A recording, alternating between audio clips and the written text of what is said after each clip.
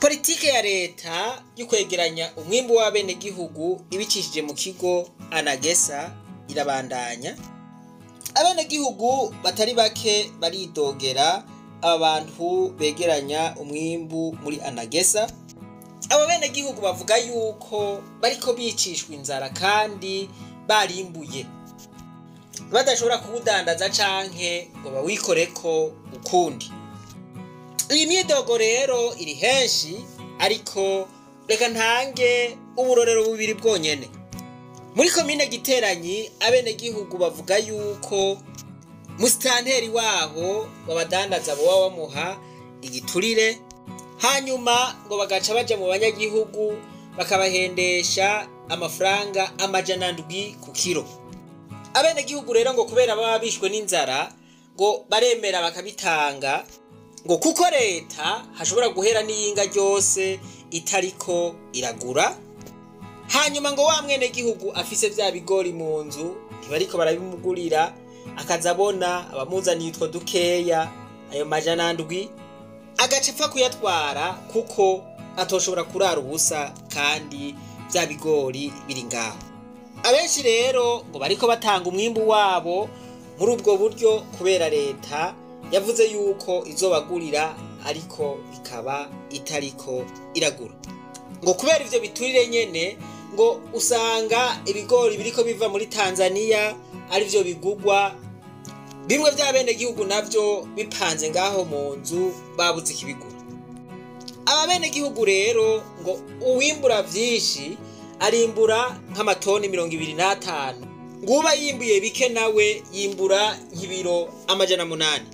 Ngo barababajwe rero n'ukuntu usanga umwimbu wabo upanze mu mazu, ngo kandi bari kuwikorako ariko ubukene bukabakubita ivyo bigori biri ngaho. Bati kuba wararimye umwimbu ukawukenana, ibi bintu nakamaramaza. Ubu bavuga yuko babuze n'amafaranga yo kugura ibiharage vyo guteragira kubera abajejwe intwaro babafukamye mu nda. Basaba yuko abajejwe kugura ivyo bigori muri Anagesa hariya muri komine Giteranyi bosubirizwa hakaza abandi, kuko ngo abo bariko baravyitwaramwo nabi. Basaba yuko hoba amatohoza ku bajejwe intwaro bitwara nabi muri ivyo bintu.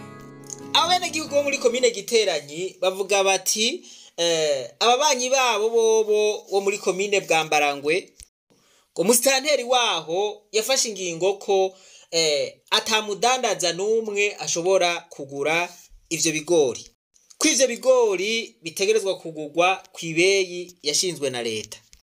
Mugabo ngo Giteranyi hoho ugasanga ikiro c'ibigori kiriko kigurwa 700. Bati birababaje cane kuko mu gihe c'itera ishashe y'ibiro 2 vy'ibigori ngo bayigura 3500. Bagaca bavuga bati mu gihe ivyo bigori abadandaza baba bariko barabigura ku 700 aba ari uruhombo runini cane. Eka nariya mu ntara ya Cibitoki muri komine Rugombo naho nyene bafise ingorane nkiyi.